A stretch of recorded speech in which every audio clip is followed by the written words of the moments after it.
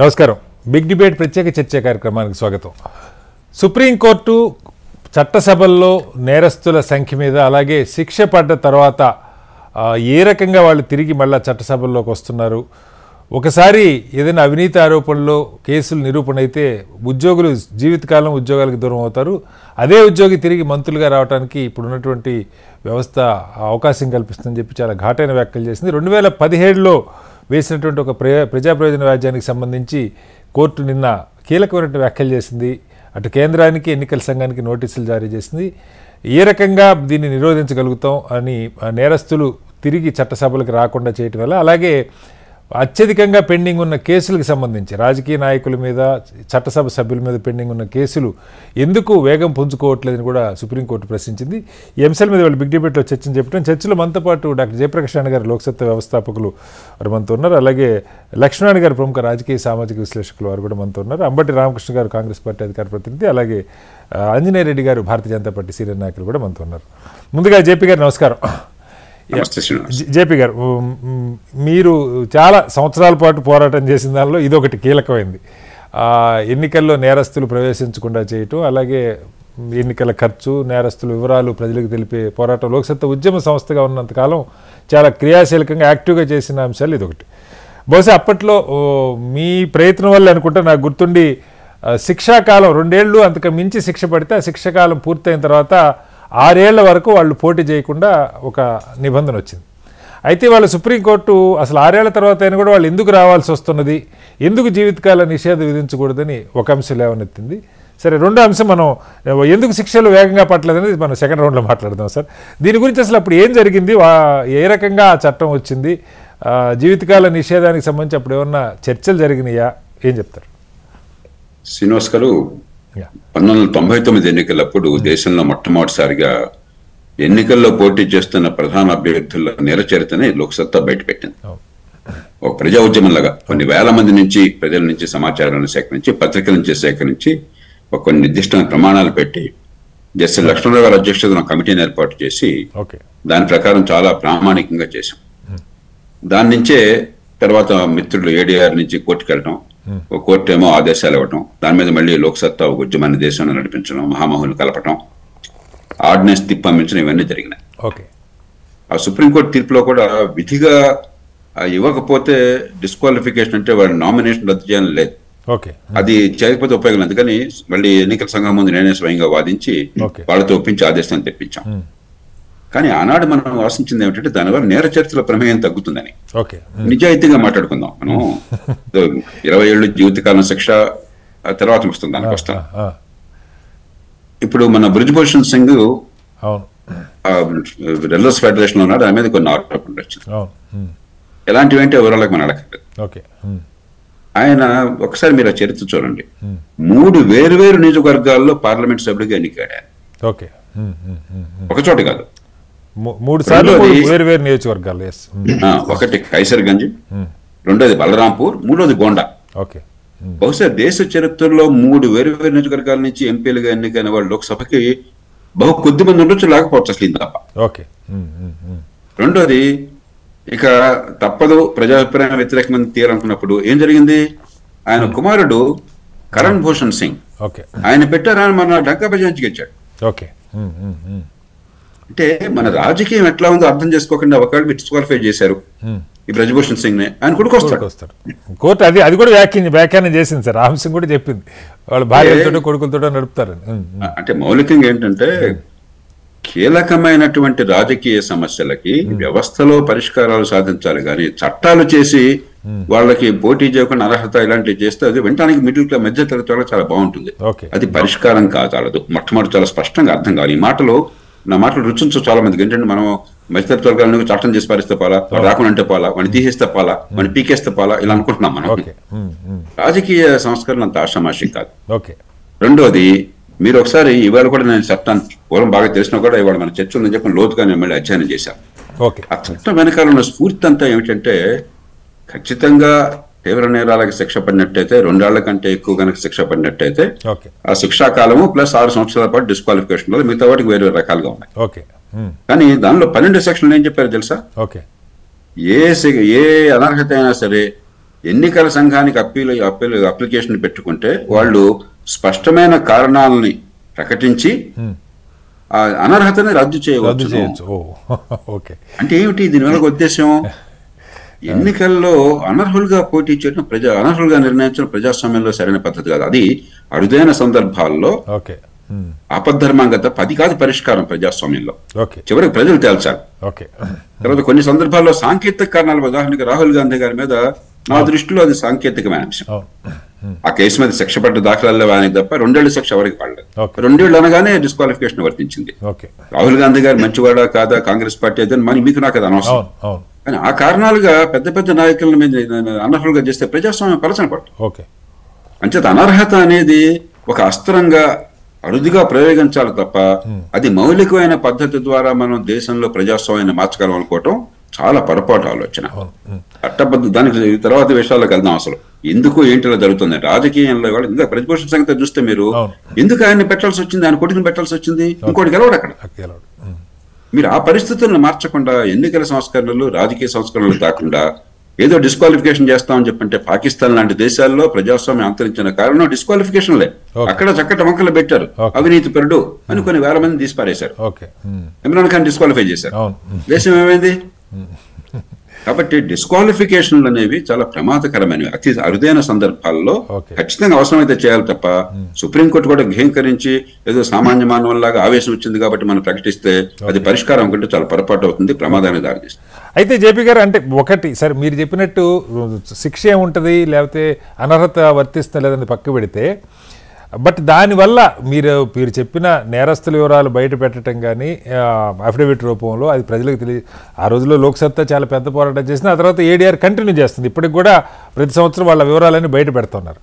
మౌలికంగా రాజకీయ పార్టీలు ఏమన్నా వీళ్ళని, ఇప్పుడు బ్రిజ్భూషణ్ సింగ్ మీరు తీసుకున్న ఎగ్జాంపులే బెస్ట్ ఎగ్జాంపుల్. ఇంత జాతీయ మీడియాలో అంత భయంకరంగా చర్చ జరిగినా కూడా చివరికి అతనికి ఇవ్వకుండా పార్టీలు వెనకడుగు వేయలేదు. అలా అన్ని పార్టీలు ఇస్తున్నాయి. ఒకళ్ళని కదా, ఇప్పుడు 42% చట్టసభల్లో నేరస్తులు వివిధ కేసుల్లో కోర్టులో విచారణ ఎదుర్కొంటున్నారు. ఎట్లా అంటే దీనికి అసలు పరిష్కారం పార్టీలు ఏమన్నా దీని నుంచి బయటపడే ఆలోచన చేస్తాయా? ఆలోచన చేయట్లేదు కానీ పరిష్కారం ఉంది. ఇప్పుడు మౌలికంగా మీరు ఆలోచించండి.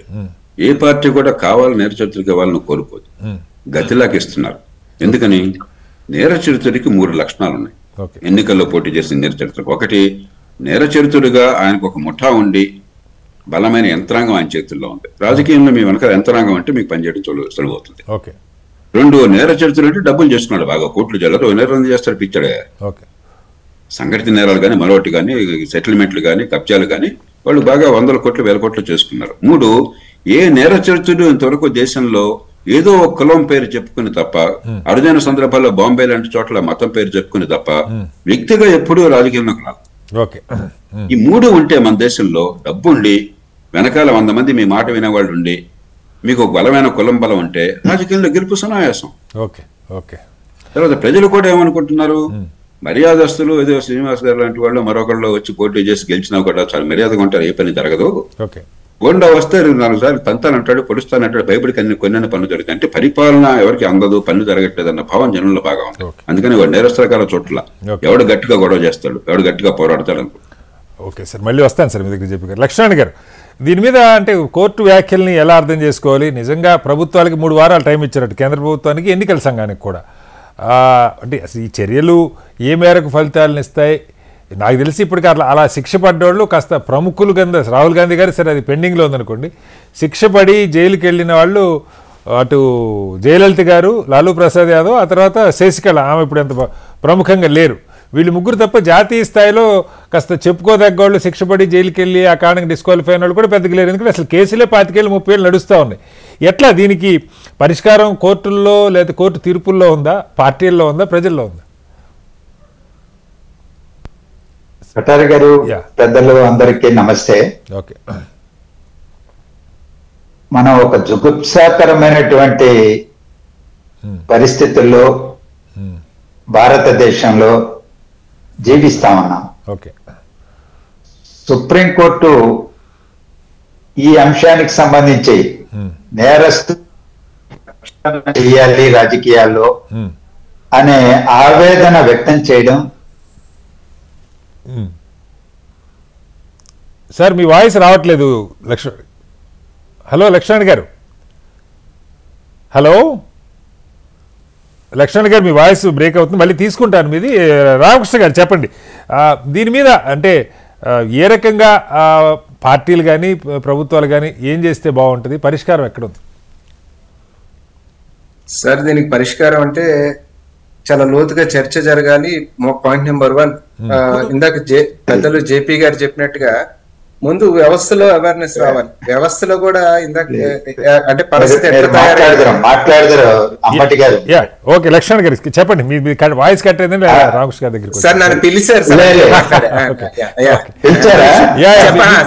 మీ వాయిస్ బ్రేక్. లక్ష్మీనారాయణ గారు చెప్పండి సార్, మాట్లాడండి చెప్పండి. సుప్రీంకోర్టు పలు దఫాలుగా పలు సందర్భాలలో ఇలాంటి వ్యాఖ్యలు చేస్తూనే ఉన్నది. మన అందరం ప్రజాస్వామ్యాన్ని పరిరక్షించుకోవాలి, చట్టసభల యొక్క పనితీరును మెరుగు చేసుకోవాలి, నాణ్యమైనటువంటి చట్టాలు చేసే చట్టసభలుగా పనిచేయాలి, నేరస్తులు చట్టసభల్లోకి ప్రవేశించకూడదు, నేరస్తులు శిక్ష పడాలి అని పరితపిస్తున్నటువంటి వాళ్ళందరికీ కూడా సుప్రీంకోర్టు వ్యాఖ్యలు ఊరట కలిగించేటువంటి అంశమే. కానీ ఎంతకాలం ఇలాంటి వ్యాఖ్యలు అభిప్రాయాల వెల్లడి వరకే పరిమితమవుతుంది. ఏడాదిలో నేరస్తుల రాజకీయ ప్రతినిధులు, చట్టసభల ప్రతినిధులు పైన ఉన్న కేసులని గడువు విధించి విచారణ పూర్తి చేయాలి అని చెబుతున్నప్పటికీ హైకోర్టులు స్పందించవు, అరాకొరా తప్ప. ప్రత్యేకంగా నియమించినటువంటి ఏర్పాటు చేసిన కోర్టులు త్వరితగతిన కొనసాగించవు. తెలుగు రాష్ట్రాలలో ఆంధ్రప్రదేశ్ గాని తెలంగాణలో గాని విచారణ ఏ విధంగా ప్రహసనంగా కొనసాగుతున్నదో మనం చూస్తున్నాం. లేకపోతే ఆ కోర్టులు జడ్జీలు కొంతకాలమే ఉంటారు, మరొకరు వస్తారు. అక్కడికి వచ్చేప్పటికి మళ్ళా జడ్జి మారగానే మళ్ళీ వద్దాం సార్. లక్ష్మణ్ గారు, నా ప్రశ్న ఏంటంటే ఈ కోర్టుల్లో వేగంగా ఎందుకు శిక్షలు పట్టలేదు అనేది సెకండ్ రౌండ్ లో వద్దాం. అసలు శిక్ష విధించడం, వాళ్ళని అనర్హులు చేయటమే పరిష్కారమా అన్న పాయింట్ కి, అది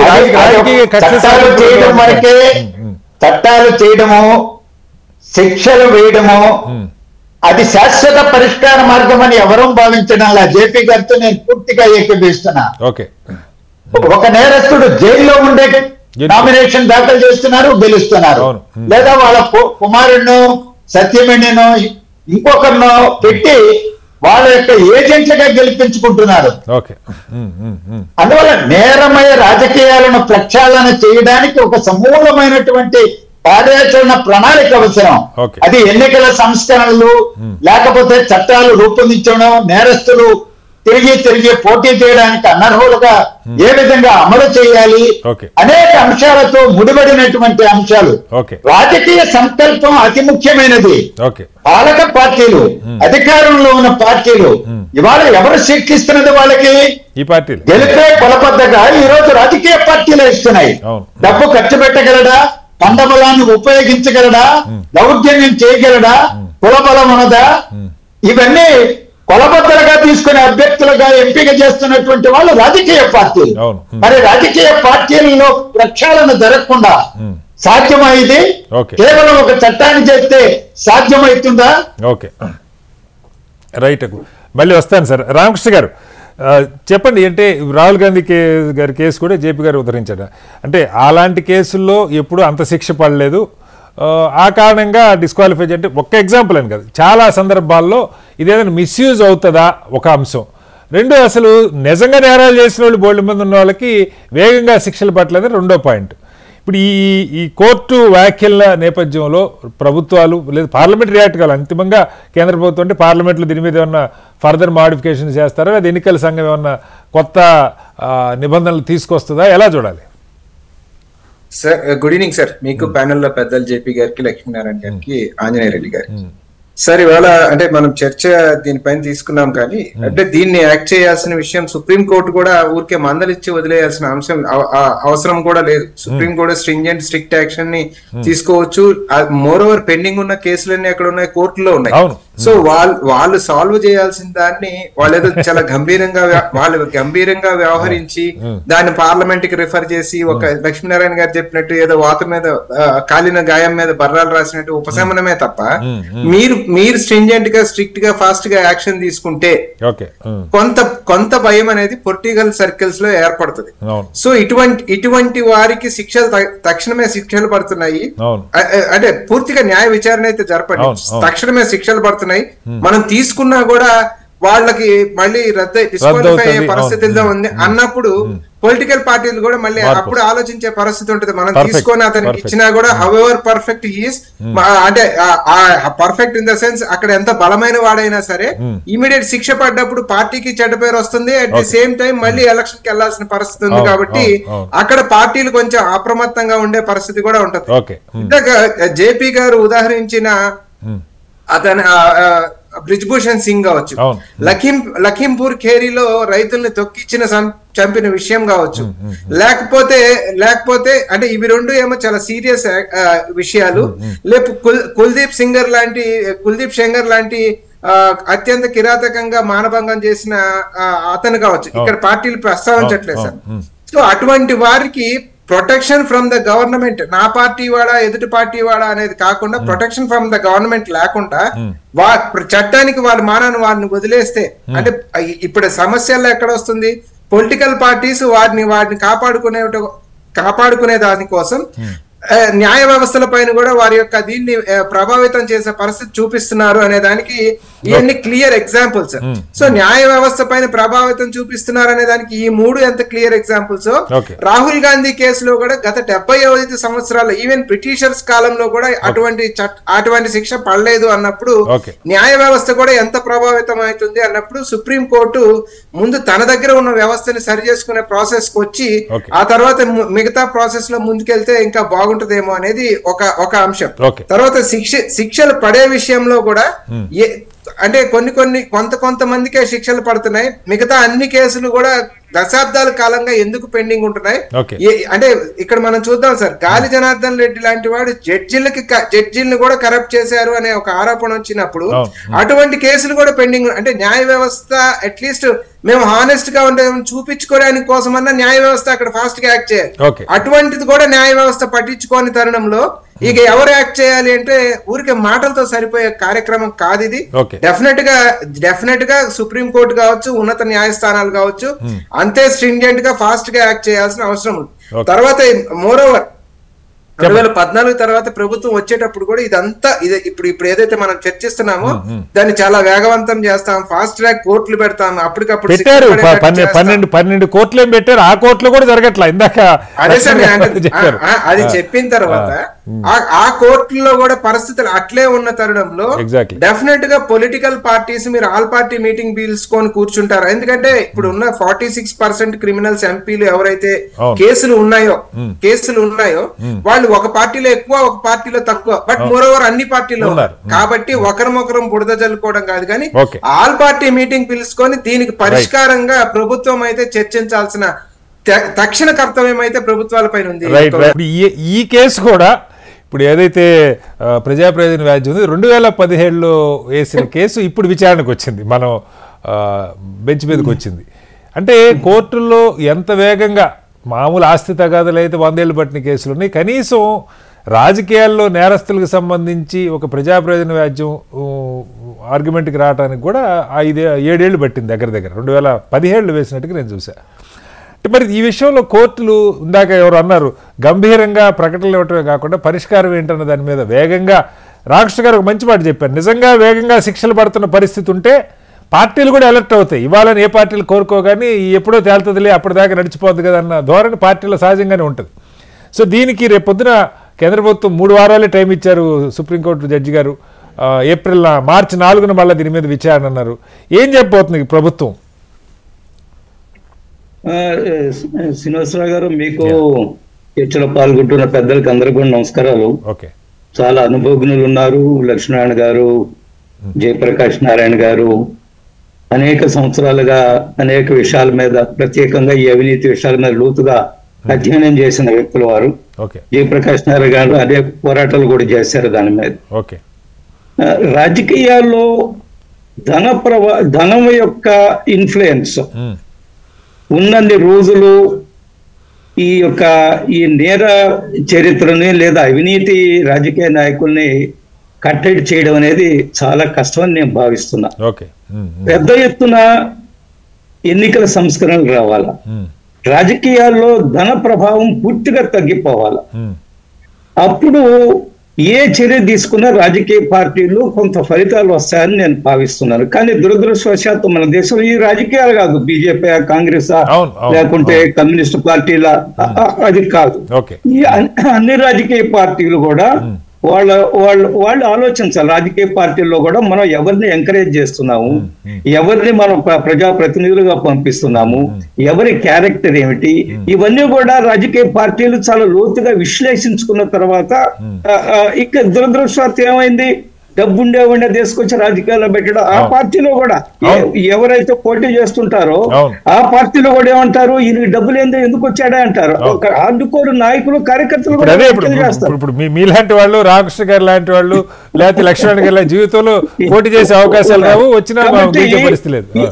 ఈ ప్రభావం తగ్గనంత వరకు లోకనాయక్ జయప్రకాష్ నారాయణ గారు కానివ్వండి, లోక్సత్తా జయప్రకాష్ నారాయణ గారు కానివ్వండి మార్పు తీసుకురాగలరని నేను అనుకోవడం లేదు. నరేంద్ర మోడీ గారితో సహా ఎవరైనా సరే మనం చూసాం, అనేక ఉదాహరణలు మనం చూసాం.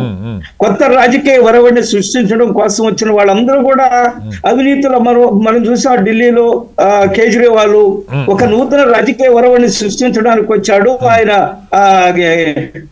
ఇండియా అగెన్స్ట్ కరప్షన్ మూవ్మెంట్ తోటి వచ్చారు, అన్నా హజారే తోటి వచ్చారు. కానీ ఏమైంది, ఒక 10 సంవత్సరాల తర్వాత ఎంత భయంకరమైన నిజాలు ఈ రోజు బయటకు వస్తున్నాయో దాని ప్రభావం మన ఎన్నికల్లో కూడా చూసింది. అందువల్ల నేనేమనుకుంటున్నా అంటే రాజకీయాల్లో ధన ప్రభావము విపరీతంగా తగ్గిస్తే తప్ప, పూర్తిగా తగ్గిస్తే తప్ప గంట ఎవరు కట్టాలన్నది ప్రశ్న. నేనేమంటున్నంటే ఎవరి పిల్లికి వాళ్ళు మెడలో గంట కట్టాల్సిందే. అది ఏ పార్టీ పిల్లి అయినా కానీ వాడు ఆ మెడలో గంట కట్టాల్సింది. ఒకటి. రెండోది, అదే సమయంలో మనం చూసాము, శేషన్ గారు వచ్చినప్పుడు మనం కొంత సంస్కరణలు చూసాము. ఈ ఎన్నికల సంస్కరణలో ఎలక్షన్ కమిషన్ ఒక పెద్ద ఎత్తున సంస్కరణలు వచ్చి ఆయన వ్యతిరేకించిన వాళ్ళు కూడా ఉన్నారు.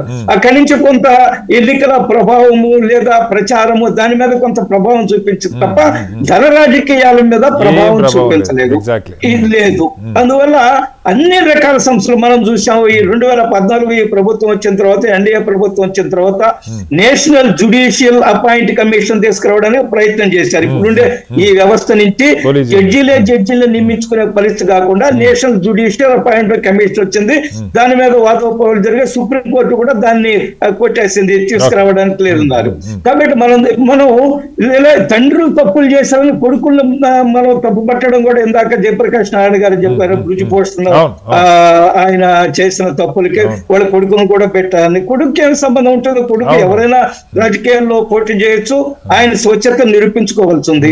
ఇక్కడ నేరం అంటే ఏమిటి? అవినీతి చేయడం ఒకటి. రెండోది నేర రాజకీయాల హత్యలు ఉన్నాయి, కీచకులు ఉన్నారు, హంతకులు ఉన్నారు, ఇప్పుడు బ్రిజభూషణ విషయంలో ఏమొచ్చింది, ఆయన వచ్చిందో అక్కడ రెజలర్స్ తోటి మనం అంటే స్పెసిఫిక్స్ లోకి వెళ్ళొద్దులే సార్, ఒక ఎగ్జాంపుల్ కాబట్టి మనం నేనేమంటున్నా అంటే రకరకాలుగా నేర చరిత్రలో మనం లెక్క కట్టాల్సి వస్తుంది. దీని మీద అన్ని రాజకీయ పార్టీలు లోతుగా ఆలోచించాలా. ఒకటి, వేగంగా విచారణ జరిగేటట్లుగా చూడాలా. వేగంగా విచారణ మనం చూసాం. పైన సుప్రీంకోర్టు నుంచి కింద ట్రయల్ కోర్టు వరకు 5 కోట్ల కేసులు ఈ రోజు పెండింగ్ లో ఉన్నాయని మనం చూస్తున్నాం.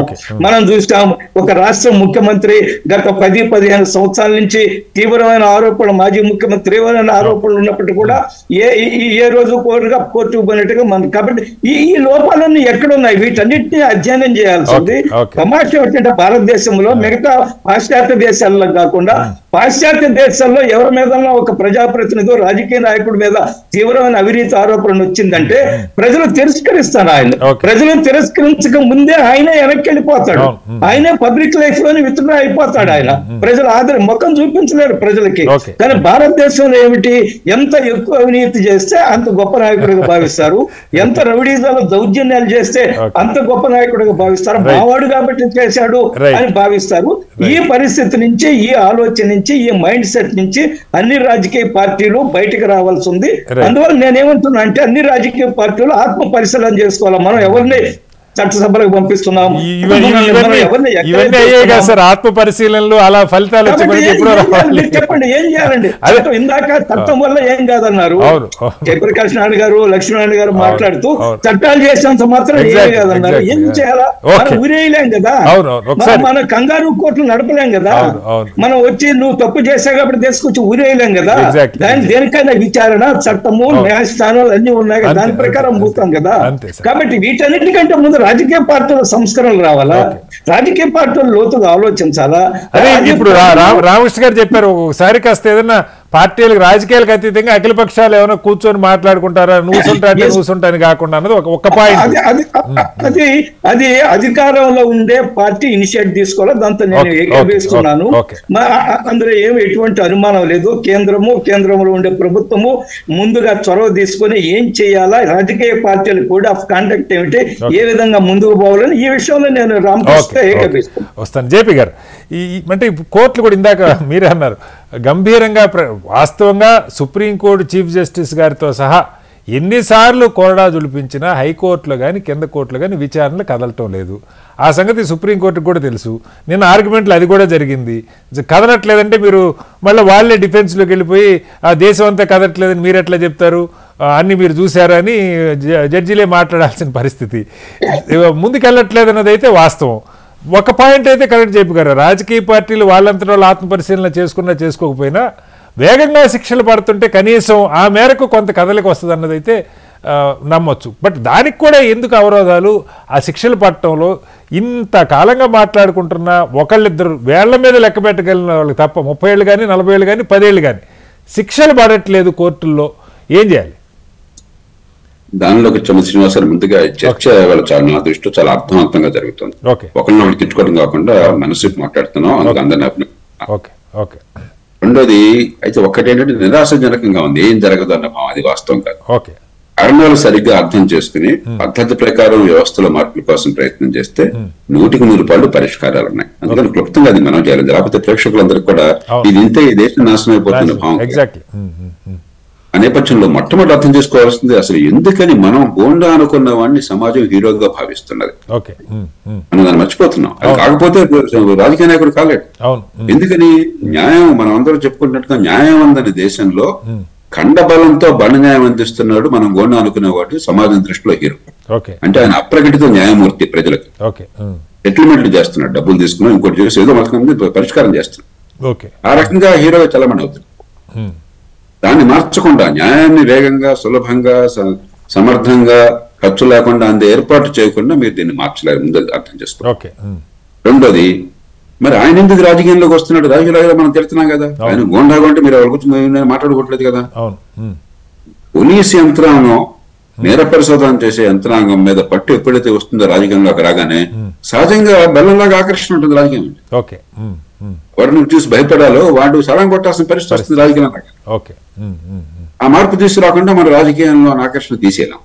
మిగతా కారణాలు చెప్పాను, ఎందుకని చెప్పిన పార్టీలు వాళ్ళని పెడుతున్నాయి, మనం మాట్లాడుకున్నాం. అప్పుడు అలాగే ఎందుకని జనం ఓటేస్తున్నారని చెప్పాను. అయితే మార్పు ఏం కావాలంటే నేను చెప్పినటువంటి మార్పులతో పాటు ఇది మనకి న్యాయ వ్యవస్థను సమూలంగా మార్చడము, సకాలంలో న్యాయం అందించడము, దానికి పద్ధతి చాలా ఉన్నాయి. దానికి నేను ఒక పెద్ద పరిపాలనా సంస్థల సంఘం రిపోర్ట్ లో 10 రిపోర్ట్ అంతా నేనే స్వయంగా డిజైన్ చేశాను. 400 పేజీల రిపోర్ట్. పరిష్కారాలు ఉన్నాయి. దాంతో పాటు ఎన్నికల సంస్కరణ. ఇవాళ ఉన్న పరిస్థితుల్లో మన ఎన్నికల వ్యవస్థలో నేరస్తులను తీసేయడం సాధ్యం కాదు, చాలా కాలం పడుతుంది.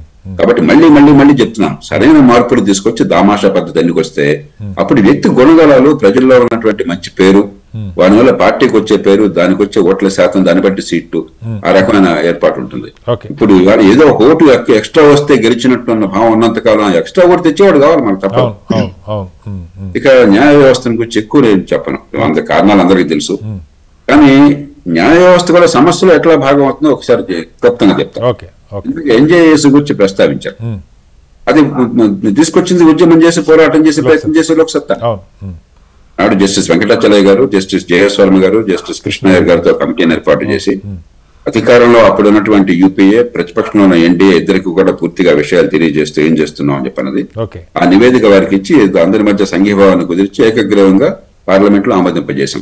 రాజ్యాంగ సవరణ 99వ రాజ్యాంగ సవరణ సుప్రీంకోర్టు అన్యాయంగా కొట్టేసి, నేను నిర్మోహటంగా చెప్తున్నా, సుప్రీంకోర్టు పూర్తిగా సెల్ఫ్ సర్వింగ్ జడ్జిమెంట్. ప్రపంచంలో ఏ దేశంలోనూ కూడా ప్రజాస్వామ్య సమాజంలో ప్రతి ఏ సంస్థ అయినా కూడా ప్రజలకి గాని, ప్రజలు ఎన్నుకున్న సంస్థలకు కానీ ప్రత్యక్షంగానో పరోక్షంగానో జవాబుదారీగా ఉండాలి. అలా కాకుండా మేము స్వయంభులము, మాకు ప్రజలతో సంబంధం లేదు, మా అంతటా మేము పుట్టాం, మేము తర్వాత వాళ్ళని పుట్టిస్తాం అనుకుంటే అది ప్రజాస్వామ్యం కాదు. ఇది పెద్ద పరిణతి అక్కర్లేదు. కానీ ఈ దేశంలో ఏంటంటే రాజకీయం అంటే మనకు ఉన్నటువంటి కోపం వల్ల, కసి వల్ల ప్రజలకి కోర్టులు ఏం చెప్తున్నా మనం ఒప్పేసుకుంటాం. కోర్టు సమస్యల భాగమే, విశ్వసనీయత కోల్పోతుంది. రెండోది, కనీసం చిన్న కేసులన్నీ త్వరగా పరిష్కారం అయితే, పెద్ద కేసులు 5 కోట్లలో 80% చిన్న చిన్న కేసులు ఉంటాయి, సింగిల్ గానీ త్రిబుల్ గానీ. అవి త్వరగా పరిష్కారం తేలిగ్గా అయిపోతే ఈ ట్రయల్ కోర్టుల మీద, మిగతా కోర్టుల మీద భారం తగ్గుతుంది, అప్పుడు వేగంగా జరుగుతుంది చెప్పని చిన్న కోర్టుల కోసం చెప్పని, చిన్న కేసుల కోసం సమరీ దీంతో పార్లమెంట్ ఏకగ్రీవంగా మరో చట్టం ఆమోదించింది, దానికి న్యాయాలయాల చట్టం. హైకోర్టుకు పూర్తిగా ఇచ్చాం.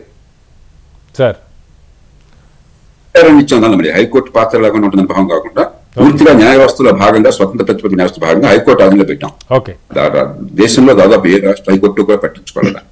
ఆ కోర్టులు విధిగా చేయాలని చెప్పి చట్టంలో ఉంది, విధిగా చేయాలి, అయినా మనం పట్టించుకోవాలి. అంచేత మనం వేలు పెట్టే ముందు 4 వేలు మనం చూపిస్తుంటాం. కోర్టులు కూడా వర్తిస్తుంది అంటారు ఖచ్చితంగా. దానిలో ఇప్పుడు నేను ఎవరు నిందించాలని, కోపడాలని కాదు, ఆత్మశోధన నిజాయితీగా ఉండాలి. రైట్. ఒకసారి ఆంజనేయ రెడ్డి గారు మీరే సమాధానం చెప్పాలి దీనికి. ఇప్పుడు మిగతా సంస్కరణలు దేశంలో ఏదన్నది పక్కకు పెడితే కనీసం దామాషా పద్ధతి, ఇప్పుడు ఒకప్పుడు వామపక్ష పార్టీలు లేకపోతే ఇవాళ భారతీయ జనతా పార్టీ లాంటి పార్టీలు సంస్థాగతంగా క్రమంగా బలపడుతున్న పార్టీలు, అందులో ఇప్పుడు ఢిల్లీలో మీరు 2 సార్లు 3 సీట్లు 8 సీట్లకు పరిమితమైన మీ ఓటు శాతం, ఎగ్జాంపుల్ చెప్తున్నా, ఏ రోజు బీజేపీ ఓటు శాతం దాదాపు ఏ రాష్ట్రంలో కూడా తగ్గట్లా, కన్సిస్టెంట్గా పెరుగుతున్న పార్టీ వాళ్ళ దేశంలో ఏదైనా ఉందంటే బీజేపీ. కారణాలు ఏమన్నా కానీ ఆ కారణంగా చూసినా కూడా మీకు రాజకీయం కూడా దీంతో నష్టం లేదు. ఇవాళ పూర్తిగా ఇప్పుడు జేపీ గారు లాంటి వాళ్ళు దశాబ్దాల పాటు దాని మీద పోరాడి నిరాశ కాదు కానీ ఆ రకంగా ఫలితం రాదు, ఇంకో రకంగా ఆయన ప్రయత్నం చేస్తూ ఉన్నారు. బట్ ఇది చేయకుండా ఒక ఓటు ఎక్కువ వస్తే గెలిచేవాడు అవసరమైనప్పుడు పార్టీలకి ఇష్టం ఉన్నా ఇష్టం లేకపోయినా చచ్చినట్టు వాళ్ళకి ఇవ్వాల్సింది తప్ప ఇంకొక గత్యంతరం లేదు. అది అన్ని పార్టీలకు అందరికీ వర్తిస్తుంది ఈ వ్యవస్థలో. ఎందుకని మీరు ఎన్నికల సంస్కరణలను మాట్లాడతారు? చర్చ డివేట్ అవుతుందని అనుకోవట్లేదు ఆంజనేయ రెడ్డి గారు. కీలకమైన ముడి ఇక్కడే ఉంది, చిక్కుముడి ఇక్కడే ఉంది. ఎందుకు అసలు దీని మీద మొన్న ఇంత పెద్ద ఎక్సర్సైజ్ జరిగింది జమిలి ఎన్నికలు అని చెప్పి నేను దాన్ని విమర్శించట్లా, అది వేరే చర్చ. కానీ ఈ అసలు ఎన్నికల్లో డబ్బు ప్రభావానికి ఒకసారి ఎన్నికల పరిష్కారం అవుద్దా, దామాషాపత్ ఎన్నికల పరిష్కారం అవుద్దా, ఏం చెప్తారు? నేనేమంటున్నా అంటే పెద్దలు జయప్రకాష్ నారాయణ గారు దామాషా ఎన్నికల పద్ధతిని ప్రస్తావించారు. ఏ పద్ధతులైనా కొన్ని సమస్యలు ఉంటాయి. ఉదాహరణ దామాషా ఎన్నికల పద్ధతి, అప్పుడు ఏమవుతుంది, రాజకీయ పార్టీల డిక్టేటర్షిప్ పెరిగిపోతుంది. ఈ దామాషా ఎన్నికల పద్ధతిలో ఏమిటి, ఎంత శాతం వస్తే ఆ శాతం ప్రకారం ఆ రాజకీయ పార్టీలు వాళ్ళ అభ్యర్థులను నామినేట్ చేయడం, ఇదే కదా దామాషా పద్ధతి అంటే. అప్పుడేమవుతుంది, రాజకీయ పార్టీ అధ్యక్షుడో లేదా నాయకుడో ఆయన యొక్క నియంతృత్వము, ఆయన ఇష్ట ప్రకారము ఆయనకి ఎవరైతే ఫేవర్ గా ఉంటారో లేదా ఇంకేదో ఉంటారో వాళ్ళు నామినేట్ చేసే ప్రమాదం కూడా ఉంది. నేను ఏ వ్యవస్థలో కూడా సమస్య లేదని మనం అనుకోవడానికి లేదు. బట్ బెటర్ సిస్టమ్ దామాషా ఇప్పుడు ఏమిటి, దాన్ని ఏమంటే ఇప్పుడు మనం అనేది ఫస్ట్ పాస్ట్ పోస్ట్, ఎవరైనా ఒక్క ఓటు ఎక్స్ట్రా వచ్చినా గానీ ఇప్పుడుండే ఎన్నికల పద్ధతిలో వాళ్ళు గెలిచినట్టుగా ఉంటుంది. నేను అందుకనే చెప్పేది ఏమిటంటే, కేంద్రము ఉదాహరణకి దామాషా పద్ధతి తీసుకురావాలని ప్రయత్నం చేశారు అనుకోండి. ఈ దేశంలో ఇంకేముందండి?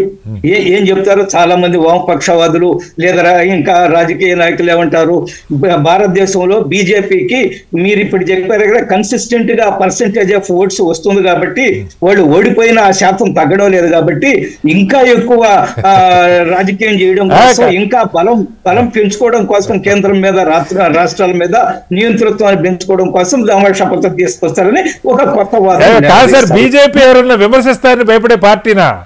మీరు అనుకున్నది కొట్టుకుంటూ వెళ్ళిపోయే పార్టీ సార్. మీరు రైతు చట్టాలు చూశారు కదా, రైతు చట్టాలని ఒక అద్భుతమైన చట్టాలు, ఒక నిమిషం, ఒక అద్భుతమైన చట్టాలు. జయప్రకాష్ నారాయణ గారు మనసా వాచ చట్టాలని మద్దతు ఇచ్చారు, చాలా సవివరంగా ప్రజలకు ఎక్స్ప్లెయిన్ చేశారు అనేక సందర్భాల్లో. కానీ ఏమైంది? వెనక్కి తీసుకోవాల్సి వచ్చింది కదా. ఈ రోజు వన్ నేషన్ వన్ పోల్ అంటే ఎంత గందరగోళం జరుగుతూ ఉంది మనం చూస్తున్నాం కదా. ఈ విమర్శలు ఎంత తీవ్రమైన విమర్శలు వస్తున్నాయి. విమర్శకు భయపడిపోవడం కాదు, భయపడతారని నేను అనుకోవడం లేదు. కానీ ఏమవుతుంది, విమర్శలు ఏ విధంగా వస్తాయనే దానికి నేను సమాధానం చెప్తున్నాను. నేనేమంటున్నా అంటే ఎన్నికల సంస్కరణలైనా పరిపాలనా సంస్కరణలైనా, మీరు వచ్చి ఇప్పుడు దాదాపు 11 ఏళ్ళు అవుతుంది, మోడీ గారు 3వ టర్మ్ లో ఉన్నారు. ఎప్పుడు కూడా నాకు గుర్తుండి 10-11 ఏళ్లలో అసలు దామాషా పద్ధతి ఎన్నికల మీద చర్చే జరగలేదు సార్. ఎన్నికల్లో డబ్బు ప్రభావం తగ్గడానికి అది నా పాయింట్. అంతకంటే లెట్ us hope మొన్న వన్ నేషన్ వన్ పోల్ వచ్చింది. నెక్స్ట్ స్టెప్ లో దామాషా పద్ధతి రావచ్చాము, ఇంకా మెరుగైన వ్యవస్థల కోసం పరిపాలన ముందుకెళ్ళొచ్చాము, మనం అది ఆశిద్దాము. కానీ నేనేమంటున్నా అంటే ఏది రావాలన్నా అన్ని రాజకీయ పార్టీలు ఏకాభిప్రాయం సాధించవలసిన అవసరం ఉంది. ఏకాభిప్రాయంతో ఏదైనా కానీ ఇటువంటి నేర చరిత్రలు, అవినీతి పరులు లేదా ఎన్నికల సంస్థలు అన్నిటి కూడా స్మూత్ గా తీసుకెళ్లే అవకాశం. జేపీ గారు మీరు చెప్పాలనుకున్నారు. క్లుప్తంగా రామరావు చెప్పింది వాస్తవం ఏంటంటే ఏది కూడా చిట్కా లేదు. దామాషా పద్ధతి సమస్యలు దానికి, ప్రత్యక్ష ఎన్నికల సమస్యలు దానికి ఉన్నాయి. కానీ ప్రధానంగా దామాషా ఎన్నికల్లో 2 సమస్యలు ఉన్నాయి. ఒకటి, మనకి మెజారిటీ ప్రభుత్వం రావడం కష్టం అవుతుంది, అస్థిర ప్రభుత్వాలు వస్తుంది, దానికి పరిష్కారం ఉంది. ఉదాహరణకి ఒక 10-15% కనుక బోనస్ సీట్లు పెట్టినట్టయితే అతిపెద్ద పార్టీకి అదనపు సీట్లు వస్తే మెజారిటీ వచ్చేస్తుంది. అలాగే కులాల వారీగా చీలిపోయే ప్రమాదం దేశంలో ఖచ్చితంగా ఉంది. మనదంతా కులాల వర్గాలు ఎన్ని రకాల విభజనలు ఉన్నాయి కాబట్టి ఒక రీజనబుల్ థ్రెషోల్డ్, ఇంత శాతం ఓటు వస్తే తప్ప లెక్కలోకి తీసుకోవడం కాబట్టి పరిష్కారాలు ఉన్నాయి. ఒక్కటి మాత్రం ఖచ్చితంగా నిజం, మోదీ గారికి ఈవేళ ఆ పలుకుబడి ఉన్నది, ఆ శక్తి ఉన్నది. ఒక చర్చ ఆయన ప్రారంభించడం అవసరం. ఎందుకంటే ఆర్థిక ప్రగతి అవసరము, ఆర్థిక క్రమశిక్షణ అవసరం, మౌలిక సదుపాయాలు అవసరం, పెట్టుబడులు అవసరం, దానిలో అనుమానం లేదు. కానీ దీర్ఘకాలంలో రాజకీయాన్ని మార్చడం కోసం బలమైన నాయకత్వం గట్టిగా ఒక ప్రయత్నం చేసి ప్రజల్లో కదలికి తీసుకురాకపోయినట్టయితే నిరంతరం మనం తిట్టుకుంటూ కూర్చుంటాం, సమస్యలు వర్ణిస్తుంటాం, కానీ పరిష్కారాలు. లక్ష్మణ్ గారు, వామపక్ష పార్టీలు సరే, వామపక్ష పార్టీలు అంటే దీని మీద విమర్శ, ఇప్పుడు దామాషా పత్తి పెడితే సరే విమర్శ వస్తే రావచ్చు, కానీ ఏదైనా కూడా రాజకీయ పార్టీలు విమర్శాత్మకంగానే చూస్తాయి. బట్ భారతీయ జనతా పార్టీ వాళ్ళ కేంద్ర ప్రభుత్వం తలుచుకుంటే దీని మీద లోతైన చర్చ కానీ, ఇప్పుడు నిపుణులు జేపీ గారు లాంటి వాళ్ళు, మీలాంటి వాళ్ళు చాలామంది ఉన్నారు, సలహాలు సూచనలు ఇస్తారు, ఒక లోతైన చర్చ జరిగి ఏదైనా పరిష్కారం రావడానికి అవకాశం ఉందా? దామాషా ఎన్నికల విధానం ఒక ఉత్తమమైనటువంటిదని చాలా సంవత్సరాల పాటు ప్రజాతంత్రవాదులు, వామపక్ష భావాలు కలిగిన వాళ్ళు కూడా ఆ విధానం కావాలని డిమాండ్ చేశారు, పోరాటాలు చేశారు. గడిచిన కొన్ని దశాబ్దాలుగా భారతదేశంలో కులం, మతం, ప్రాంతీయ ఉన్మాదం పెరిగిపోయి విభజన పెద్ద ఎత్తున తీసుకురాబడింది. వాటిని రాజకీయ ఆయుధాలుగా వాడుకుంటున్నారు, ఓటు బ్యాంకుకు ఉపయోగించుకుంటున్నారు, అధికారంలోకి రావడానికి వాటిని పెద్ద ఎత్తున వాడుకుంటున్నటువంటి చరిత్ర. ఆ చరిత్రను పరిశీలించిన తర్వాతనే ఇది ఏకైక పరిష్కారం కాకపోవచ్చేమో. ఎందుకంటే దామాషా ఎన్నికల విధానాన్ని ప్రవేశపెట్టిన ఈ భావాలను రెచ్చగొట్టి అధికారంలోకి వచ్చేటువంటి ప్రమాదం లేకపోలేదు. అందువల్ల అది ఒక పద్ధతిగా దాన్ని తీసుకోవాలి. అది 55% సెట్లకు పెడతారా, ఇంకొకట అవి ఆలోచించాలి. ఎన్నికల సమగ్రమైన ఎన్నికల సంస్కరణలు అనేటువంటి వాటిల్లో అంతర్భాగంగా దాన్ని కూడా చూడాలి. ధన ప్రభావాన్ని, మద్యం ప్రభావాన్ని, కులం ప్రభావాన్ని, ఆర్థిక నేరాలు, రాజకీయ హత్యల్లో భాగస్వాములైనటువంటి వాళ్ళను పోటీ చేయకుండా నిరోధించేటువంటివి అనేక అనేక అంశాలతో కూడినటువంటి ఈ ఎన్నికల సంస్కరణను తీసుకురావాలి ముందు. ఇవాళ ఒకప్పుడు నేరస్తులు సంఘ వ్యతిరేక శక్తుల్ని వాడుకునే వాళ్ళు రాజకీయ పార్టీ, ఇవాళ వాళ్ళకు సీట్లు ఇచ్చేవాళ్ళు కొంతకాలం, ఇవాళ వాళ్లే పార్టీల అధినేతలు అయిపోయారు, వాళ్లే ప్రభుత్వాధినేతలుగా వస్తున్నారు. ఈ రోజు అలాంటి పరిస్థితి వచ్చినప్పుడు వాళ్ళ చుట్టూ ఎవరిని చేర్చుకుంటారు, ఎవరికి సీట్లు ఇస్తారు? అందువల్ల రాజకీయ పార్టీల యొక్క స్వభావమే మారిపోవడంతో ప్రభుత్వాల స్వభావం కూడా మారిపోయింది. మనం చూసాం, ఒక హత్యానేరం కేసులో ప్రత్యక్షంగా భాగస్వామ్యని ఏకంగా సిబిఐ అరెస్ట్ చేయడానికి పోతేనే, అరెస్ట్ చేయడానికి వెళ్ళకుండా రాష్ట్ర స్థాయిలో ప్రభుత్వం పోలీసులను వినియోగించింది. ఏమనాలి దీన్ని అంటే? అందుకని నేరస్తులకు కంటికి రెప్పలాగా కాపాడుకునేటువంటి రాజకీయ పార్టీలు, అధినేతలు, ప్రభుత్వాలు ఉన్నప్పుడు ఇక నేరమయ రాజకీయాలు ఉండకుండా, రాజ్యం ఏలకుండా ఎలా ఉంటుంది? అందువల్ల వ్యవస్థలన్నీ కూడా ప్రక్షాళన జరగాలి, న్యాయ వ్యవస్థలో ప్రక్షాళన జరగాలి, దర్యాప్తు సంస్థల్లో. ఈరోజు సుప్రీంకోర్టు చెప్పింది సిబిఐ పంజరంలో చిలకలాగా వ్యవహరిస్తున్నదని. దాని విశ్వసనీయత ఆ స్థితికి దిగజారిపోయింది. ఈరోజు ప్రభుత్వాలు చట్టసభల్లో గూండాయిజం ఏంటండి? మాట్లాడితే పోయి దాడి చేసి కొట్టడం, తిట్టడం, లేకపోతే నోరు మోయించడం. ఎప్పుడైనా చూస్తామా? ఇదా నాణ్యత ప్రమాణాలకు కొలబద్ద? చట్టసభల్లో, ఏకంగా పార్లమెంట్ లోనే, రాజ్యసభ పెద్దల సభల్లోనే ఏం జరుగుతున్నదో మనం చూస్తున్నాం కదా. అందువల్ల ఎవరు దీనికి బాధ్యులు? రాజకీయ పార్టీలు కాదా? వాటి అధినేతలు కాదా? ఎవరైనా లేచి ఆ పార్టీకి సంబంధించిన ప్రతినిధి ఏమైనా చేస్తే వాళ్ళు దండిస్తున్నారా? వాళ్ళ మీద ఏమైనా చర్యలు తీసుకుంటున్నారా? కట్టడి చేస్తున్నారా? ఇలా ప్రక్షాళన అనేటువంటిది అన్ని వ్యవస్థలలో జరిగితే తప్ప ఈ ప్రజాస్వామ్య వ్యవస్థ బతికి బట్టగట్టడం చాలా కష్టం. రైట్.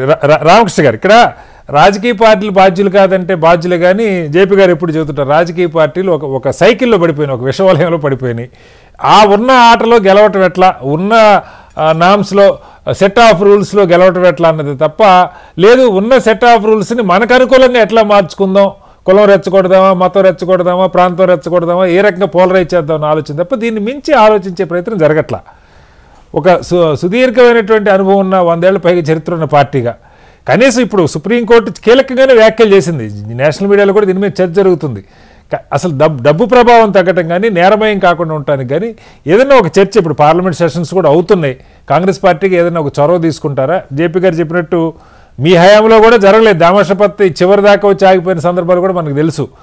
ఇప్పుడు ఏదైనా కనీసం అనుభవం ఇచ్చారన్నా ఇలాంటిది ఒకటి రావాలని కోరుకునే అవకాశం ఉందా? సార్, ఇప్పుడు మనం జరుగుతున్న ఇక్కడ చర్చ అంతా గమనించినప్పుడు నాకైతే అనిపించింది, ఈ చర్చను యాజ్ ఇట్ ఈస్ గా కనుక భారతదేశంలో అమలు జరిపితే డిబేట్ కండక్ట్ చేస్తున్న మీతో సహా ప్యానల్ లో ఉన్న మా నలుగురు మేమందరం కూడా చట్టసభల్లో ఉంటామేమో, మరీ ముఖ్యంగా పెద్దలు జేపీ గారు లాంటి వాళ్ళు. సో ఇటువంటి ఒక మంచి పరిణామం రావాలి, మంచి వాళ్ళు చట్టసభల్లోకి వెళ్ళాలి అన్నప్పుడు ఖచ్చితంగా రాజకీయ పార్టీ, నేను ఇందాకే చెప్పాను, రాజకీయ పార్టీలే ఇనిషియేటివ్ తీసుకోవాలి, దానికి చర్చ జరపాల్సిన బాధ్యత రాజకీయ పార్టీల పైనే ఉంది. కానీ దురదృష్టం ఏంటంటే ఇవాళ మీరు ప్రజల్లోకి వెళ్ళినప్పుడు కూడా ప్రజల మైండ్ సెట్ కూడా ఏ రకంగా తయారైందంటే, ఎవరైతే ఎక్కువ బలాన్ని, అది అర్ధబలం కావచ్చు, అంగబలం కావచ్చు, ఏ బలమైనా కావచ్చు, అది ప్రదర్శించలేడో వాడిని చేతకాని వాడికి ఎందుకు చూస్తున్నారు. అదే విధంగా అధికార పక్షంలోకి ఎవరైతే అంటే అది ఒక పార్టీలో గెలుస్తారు, ఇంకొక పార్టీ అధికారంలోకి వచ్చింది, ఈ ఆ కాన్స్టిట్యున్సీలో ఉన్న ఎమ్మెల్యే టక్కుమని అధికార పార్టీలోకి మారకపోతే కూడా అక్కడ ప్రజలు ఒత్తిడి అన్న మీరు అర్జెంట్ గా అక్కడికి వెళ్తే మనకు పనులు అవుతాయి, మీరు మీ ఫిలాసఫీలు పాలసీలు తర్వాత నువ్వు అక్కడికి వెళ్ళు నాకు పని చేసి పెట్టు అనే పరిస్థితి ఉత్పన్నమైన తరుణంలో డెఫినెట్ గా చాలా స్ట్రింజెంట్ రూల్స్ తీసుకురావాల్సిన బాధ్యత అయితే రాజకీయ పార్టీలు అన్ని సమన్వయంతో చర్చించి తీసుకురావాల్సిన పరిస్థితి అయితే ఈ దేశంలో ఉత్పన్నమైంది. సరే, యాజ్ ఏ కాంగ్రెస్ పార్టీగా అంటే మళ్ళీ ఇక్కడ అంజయ్ రెడ్డి గారు డెఫినెట్ గా నేను మిమ్మల్ని అంటే కాదు సార్, ఇవి తెచ్చే క్రమంలో రామకృష్ణ గారు ఎవరినో కార్నర్ చేయాలి, ఎవరినో విమర్శించాలి అన్న ఇది కాకుండా నేను అదే చెప్పబోతున్నా. ఓకే, నేను ఇప్పుడు ఇది వేరే తీరుగా తీసుకెళ్లాలంటే ఆంజనేయ రెడ్డి గారు నా పైన 1000 చెప్తారు, నేను ఆయన పైన 1000 చెప్తాను. సో అది కాదు ఇక్కడ. డెఫినెట్ గా ఓపెన్ గా నేషనల్ లో డిబేట్ జరగాలి. రాజకీయ పార్టీలన్నీ చాలా హుందాగా వ్యవహరించాలి. ఇవాళ దేశం ఎన్ని రకాలుగా విభజించబడతా ఉందో, ఎన్ని రకాలుగా విచ్ఛిన్నం అవుతా ఉందో, అన్ని రకాలుగా దేశంలో డివిజన్స్ వస్తున్న తరుణంలో డెఫినెట్ గా ఆల్టర్నేటివ్ సార్ట్ ఆఫ్ పాలిటిక్స్ గాని తీసుకురాకపోతే ఈ దేశాన్ని మనం ఇంకొక రకంగా చూసే ప్రమాదం ఉత్పన్నం అవుతా ఉన్న తరుణంలో చాలా బ్రాడ్ మైండెడ్ గా, చాలా ఓపెన్ గా, లిబరల్ గా డిబేట్ చేయాలి. జేపీ గారు చెప్తా ఉన్నారు ఇందాక, డెఫినెట్ గా నేను జేపీ గారు పోరాటాలు, జేపీ గారు ఇది చేసే టైంలో జేపీ గారు కుకట్పల్లి ఎమ్మెల్యే గెలిచారు, నేను లింగంపల్లిలో ఉన్నా కానీ ఒక ఆదర్శంగా చూసేవాళ్ళం. నిజంగా ఇట్లా మారుతుందా అని చూసేవాళ్ళం. సో అట్లా కానీ మారుంటే నిజంగా మా ఆంజనేయ రెడ్డి గారు ఎప్పుడో మా ఆత్మకూరులోనో నెల్లూరులోనో ఎమ్మెల్యే అయి ఉండేవాళ్ళు.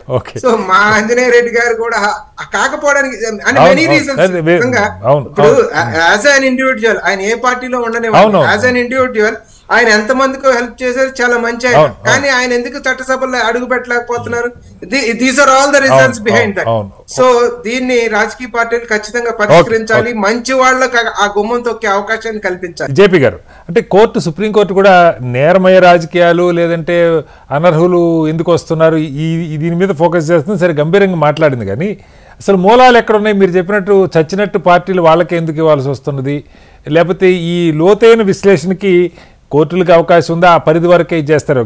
గతంలో మీరు చాలా అంశాల్లో సుప్రీంకోర్టు దాకా వెళ్ళి ఫైట్ చేసేవాళ్ళు జేపీ గారు ఇష్యూస్ మీద.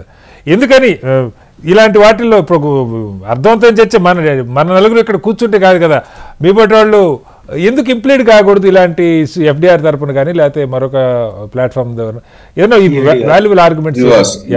మౌలిక సంస్కరణలు న్యాయస్థానం నుంచి రావు. ఓకే, మన దేశంలో మధ్యతత్వర్గం కోర్టుకెళ్ళి కోర్టు ఆదేశం ఇస్తే సరిపోతుందన్న భ్రమలో ఉన్నారు.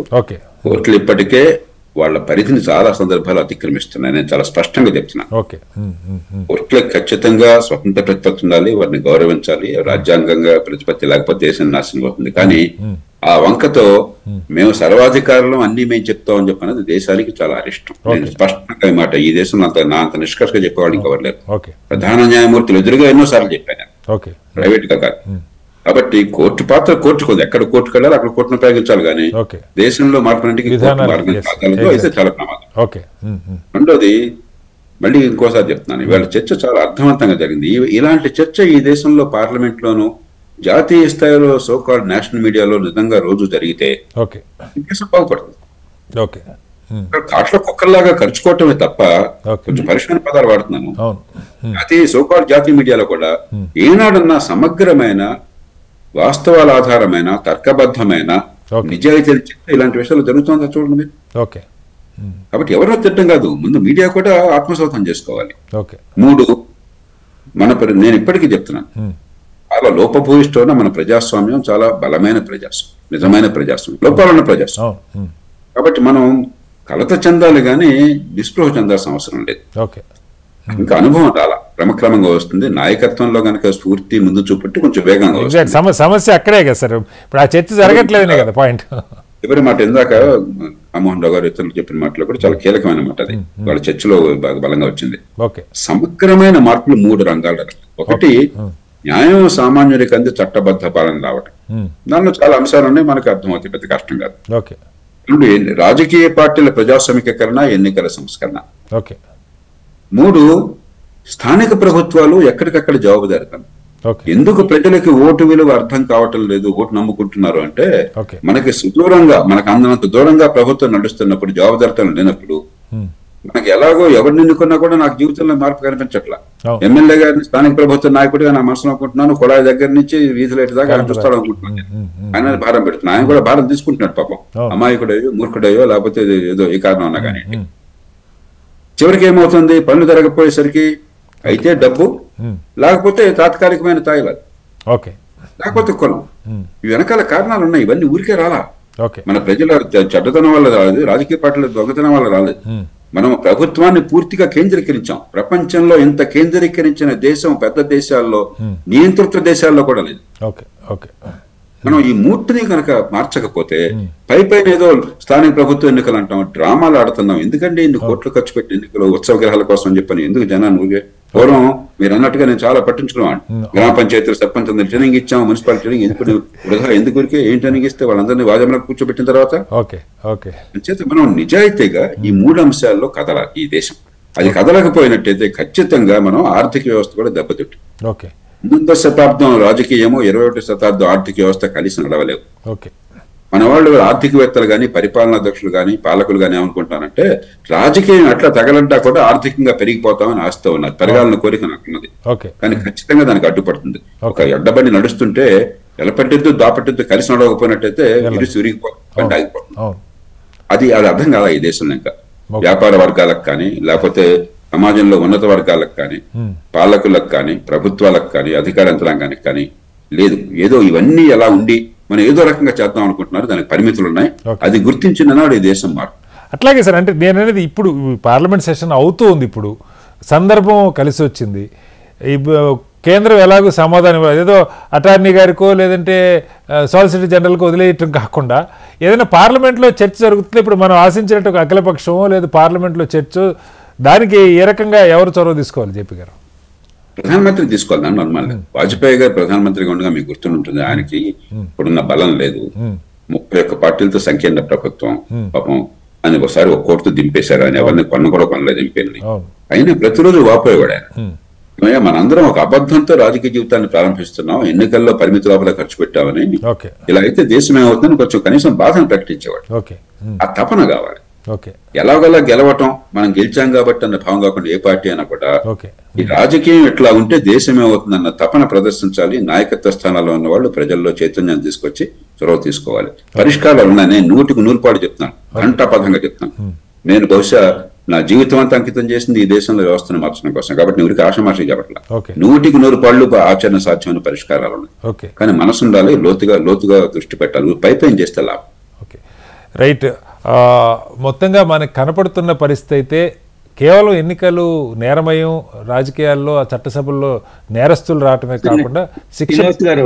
చెప్పండి ఆంజనేయ రెడ్డి గారు, క్విక్గా, టైం ఉంది. గవర్నర్ నేను వారు జయప్రకాష్ నారాయణ గారు చెప్పిన దానికి బహుశా నా పేరు ఏదో వారు ఓకే దానికి కొనసాగింపుగా నేనేమంటున్నా అంటే, ఈ దేశంలో దురదృష్టం ఏమిటంటే రాజకీయ నాయకులకి విపరీతమైన ప్రాముఖ్యత ఇవ్వడం, ఆయన పైనుంచి దిగొచ్చిన దేవుడిగా భావించడం. దాంతో రాజకీయ నాయకులు కూడా ఏం భావిస్తారంటే మేము పైనుంచి దిగొచ్చాము, ఏమి చేసినా చెల్లిపోద్ది అనేది ఈ దేశంలో ఉంది. కారణం ఏంటంటే ప్రజల యొక్క జీవన డే టు డే యాక్టివిటీలో, డే టు డే లైఫ్ లో ప్రజలతోటి వాళ్ళ ప్రభావం, ప్రతి రంగం మీద వాళ్ళ ప్రభావం, ప్రతిదీ ప్రభుత్వంతో జోక్యం చేసుకోవడం, దానివల్ల చాలా సమస్యలు వస్తున్నాయి. అందువల్ల రాజకీయ నాయకుల దగ్గర పరిగిస్తున్నారు. రేషన్ కార్డు కావాలంటే రాజకీయ నాయకుల దగ్గరకు పోవాలా, లేక ఇంకేదో పని కావాలంటే రాజకీయ నాయకులు, రేషన్ షాప్ కావాలంటే రాజకీయ నాయకులు, షాప్ కావాలంటే రేషన్ కార్డు కూడా ఎమ్మెల్యే గారు లెటర్ కావాలి సార్, బహిరంగంగా చెప్తున్నారు ఆంజనేయ రెడ్డి గారు. ఈ మధ్య బహిరంగంగా చెప్తున్నారు. వచ్చినప్పుడు ఒక విషయం చెప్పారు, less government more governance, less government more governance. కాబట్టి ప్రతి రంగం మీద ప్రజల యొక్క జీవనంలో, డే టు డే యాక్టివిటీలో ప్రభుత్వం యొక్క ప్రభావం ప్రతి దాంట్లో ఉన్నప్పుడు సహజంగా రాజకీయ నాయకుల ప్రభావం ఉంటుంది, అది తగ్గాల, ఈ ధన ప్రభావం తగ్గాల. ఈ రెండు నేను యాడ్ చేయగలను. అఫ్ కోర్స్ జేపీ గారు ధన విషయం కూడా మాట్లాడారు. ఇవాళ చర్చలో నాకు అర్థం ఏంటంటే మన నాయకులకి చాలా మందికి పరిష్కారాలు తెలుసు, పార్టీలో క్రియాశీలకంగా ఉన్నోళ్ళతో సహా.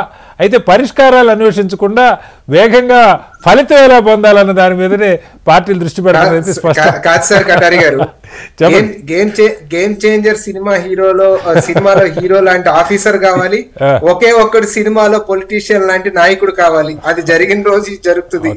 పుష్ప లాంటి స్మగ్లర్ మాత్రం వద్దు. రైట్. మళ్ళీ దానిలో మనం ఇప్పుడు జరుగుతున్న చర్చ పార్లమెంట్ లో ఖచ్చితంగా ఇలాంటి లోతైన చర్చ, దీనికి మించిన చర్చ జరగాలని కోరుకుందాం. చట్టసభల్లో ఉన్నటువంటి సభ్యులు సమస్యలకి ఒక సమగ్రమైనటువంటి పరిష్కారం బహుశా ఈ పార్లమెంట్ సెషన్లోనే one nation one election bill వచ్చే అవకాశం కూడా ఉంది.